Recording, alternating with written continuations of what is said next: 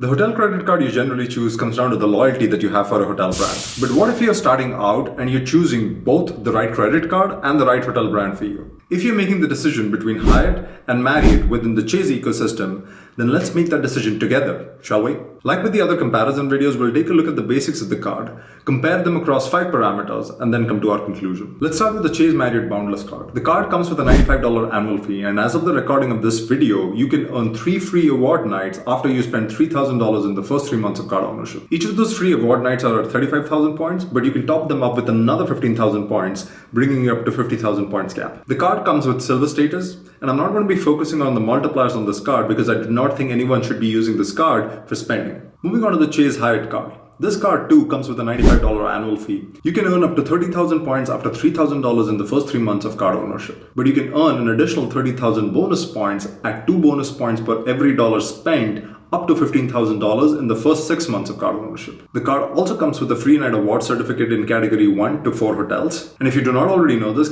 Hyatt categorizes its hotels from category 1 to category 8. And the $15,000 that you spend towards bonus points will also yield another category 1 to 4 award night for you. You get Discoverist with the credit card, but like the Marriott card, it's not really worth it. Let's move on to the 5 parameters that we are going to be using to make a determination of which credit card is better. And let's start with the type of card user. If you're a card enthusiast, I believe there's only one way to go, and that's the Chase Marriott Boundless card. And I'll explain why. With the Chase Marriott Boundless credit card, you're eligible to upgrade the card to a Ritz-Carlton credit card after a year of holding the Boundless card. You may be wondering why that should appeal to a card enthusiast. Well, I've made a video that I'll link up there where I talk about why the Ritz-Carlton card is an amazing card to have in your wallet, especially if you don't mind shelling out $450 in annual fees. The gist of it is you get a free award night worth up to 85,000 points.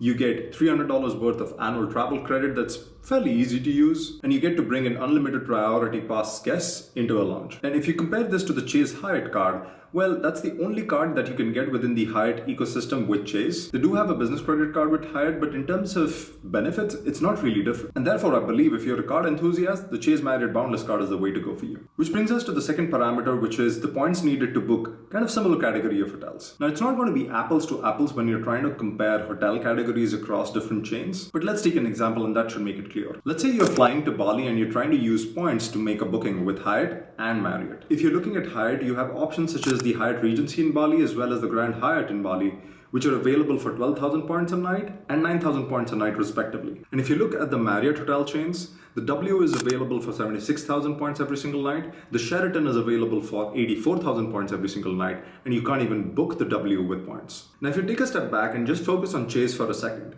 Chase points transfer to both Hyatt as well as Marriott. Even with the 50% transfer bonus that Chase is running through March 31st, you would still need 56,000 points to book the Sheraton in Bali. Whereas you can use as low as 9,000 points to transfer over to Grand Hyatt in Bali and stay there. So technically you can stay 6 nights at a Grand Hyatt in Bali for the same points required to book the Sheraton in Bali. And that's why I'm going to give this win to Hyatt and the Chase Hyatt card. Let's talk about the third parameter, which is value. With the Chase Hyatt card, you get a category 1 to 4 free award night every single year. Plus you can earn an additional night like I mentioned earlier. Even though Chase has devalued a lot of these categories in the past few months, these free night awards are some of the easiest to use and can still get you into good hotels. For example, the Hyatt Regency in Bali and the Grand Hyatt in Bali are both category 3 hotels. With the Chase Marriott Boundless card too, you get a free award night every single year. The free award night is valued at 35,000 points, but you can top it up with another 15,000 points, bringing the total value to 50,000 points. While 50,000 points sounds like a lot of points, you can't really book some of the hotels that you want to book, like we saw in the example of Bali. And even if we compare the intro offers across these cards, where on the Marriott Boundless card you get 3 free award nights, well, all of them are valued at 35,000 points. And with 35,000 points, you're not really getting into the best of hotels. And if you compare that with the Chase Hyatt card and focus on just 30,000 points that you can earn in the first 3 months of card ownership at the Grand Hyatt in Bali and still save 3,000 points. This parameter is in favor of Hyatt and the Chase Hyatt card. That brings us to the footprint between these 2 hotel chains. And this is where Marriott really shines through. Marriott has the largest footprint of any hotel chain across the world. So if you're traveling domestically within the US or traveling anywhere in the world,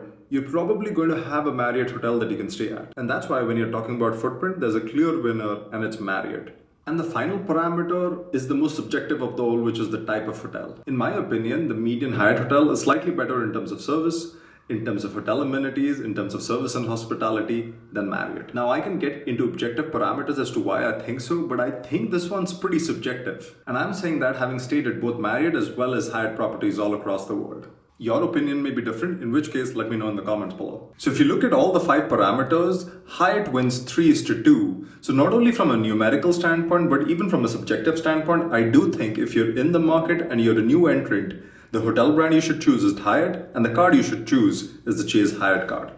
If you're planning to apply for these cards, check out my personal referral link below. They help out the channel, and I'll see you in the next one.